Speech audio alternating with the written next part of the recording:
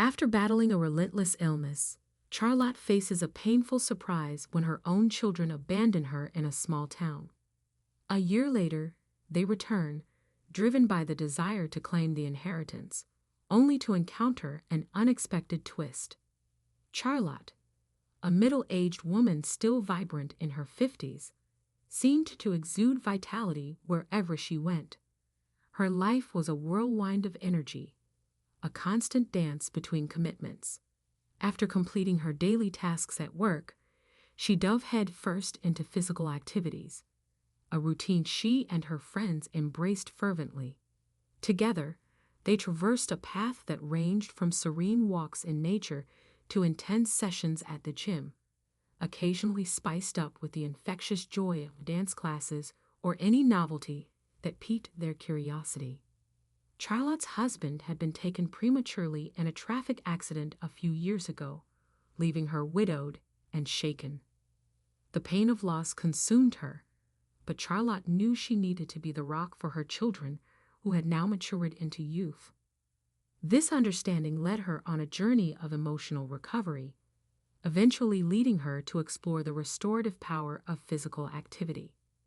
With 2 children already entering adulthood, Charlotte's concern was twofold. Her love and dedication to them were undeniable, but the way they led their lives left marks of frustration. Unfortunately, the young ones seemed to have lost their way to maturity. They wandered the streets, embroiled in trouble after trouble, oblivious to the values Charlotte had instilled in them. She longed to see her children embrace their potential and pursue meaningful paths. However, they seemed content to live in her shadow, taking advantage of her generosity and strength. The contrast between Charlotte's determination to rise again and her children's negligent behavior created a conflict within her, a battle between maternal love and the desire for them to become independent and responsible. The immature and irresponsible behavior of Charlotte's children not only created a gap between her maternal aspirations and reality, but also triggered a series of consequences that would echo in her own life in unexpected ways. Charlotte's life was so intertwined with her physical activities and her sense of vitality that she had overlooked something crucial: the importance of preventive health screenings. She always saw herself as a healthy and active woman, the kind of person who challenged the limits of her own body. However, one day, while going about her daily routine, a casual touch on her breast brought forth something that didn't fit. A lump, almost imperceptible at first, soon became the source of unease in her thoughts. This unexpected encounter with her own vulnerability made her realize that despite her apparent strength, she too was subject to human frailties. The lump had become a constant presence in her thoughts, a shadow looming over every step she took. Fear and uncertainty drove her towards a place she'd rather avoid: the doctor's office. As she awaited the test results, time seemed to stretch, each second laden with the tension of an imminent revelation. Finally, the news arrived, confirming her worst fears: breast cancer. Those 2 words reverberated in her mind like thunder, echoing as a warning that the life she knew was about to undergo unimaginable change. Charlotte's life clock seemed to have accelerated drastically, pushing her into unfamiliar and frightening territory. With advanced stage breast cancer, the need for surgical intervention became imperative. Chemotherapy sessions were soon introduced into her routine. What used to be her active lifestyle was now punctuated by trips to the hospital, endless waits, and moments where she confronted her own fragility. The sessions were not just a physical battle, but also an emotional journey. The circle of friends Charlotte had built over the years was a vital anchor amidst the storm her life had become.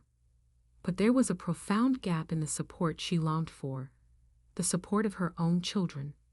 Charlotte desperately wished they could see and feel the intensity of her pain, understand the emotional burden she was carrying. But unfortunately, that connection seemed distant, almost unattainable. After each treatment session, when discomfort and headaches seemed almost unbearable, Charlotte longed for a space of tranquility at home.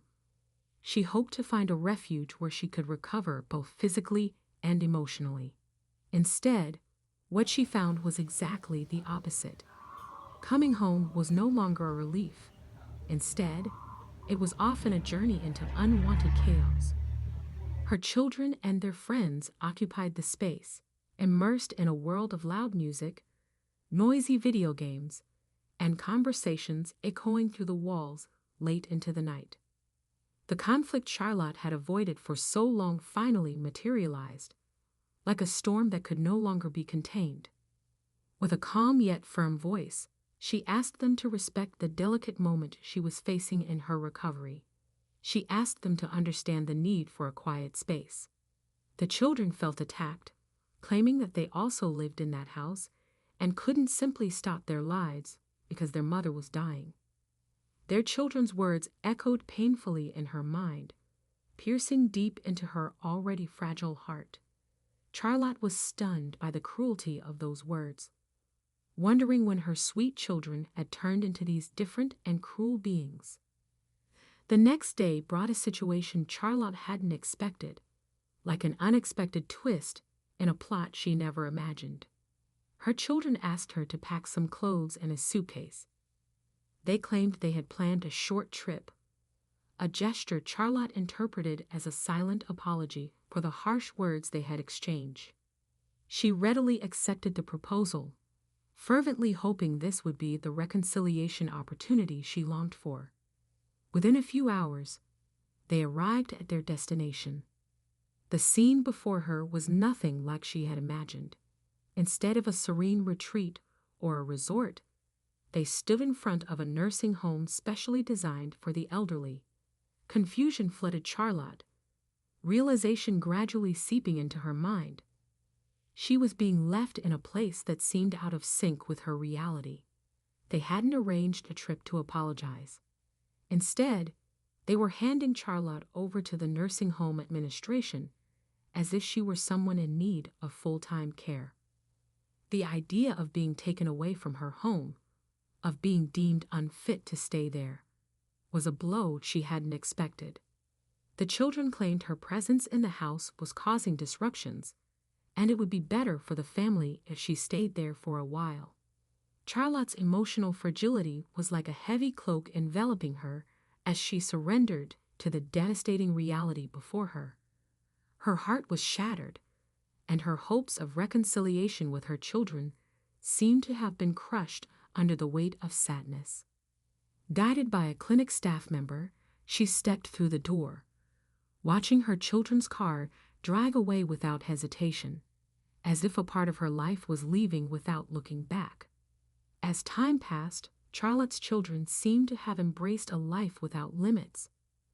What was once a clean and organized house had now turned into a scene of chaos. Clothes were strewn about every corner.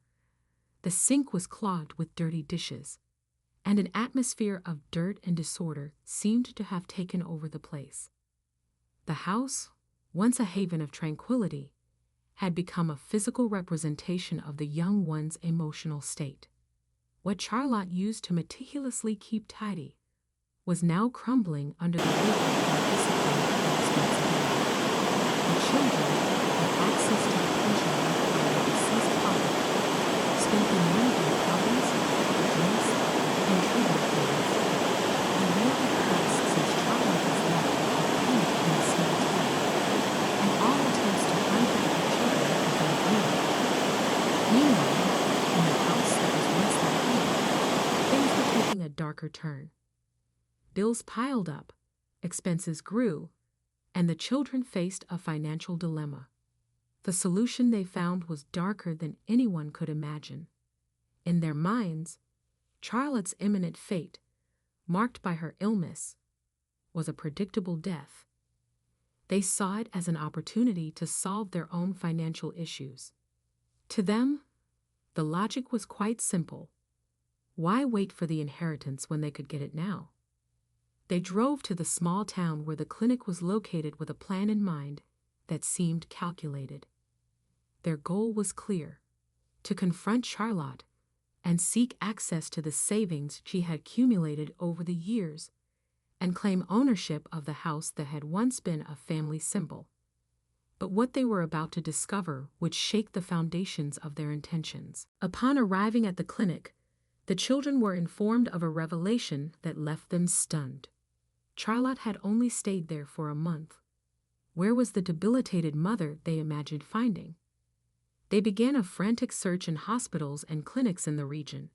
However, their searches proved fruitless. Had she already passed away? They stopped in the center of the small town, looking for a place to have lunch before resuming their journey. While they were sitting down to eat, an unbelievable sight unfolded before their eyes. There, walking with all vitality and health, was Charlotte. She wasn't alone. She was holding hands with a young man. The children rubbed their eyes, thinking they were daydreaming, but it was real. They saw her enter a nearby gym. As they entered the gym, their eyes quickly fixed on their mother's figure, and they approached her.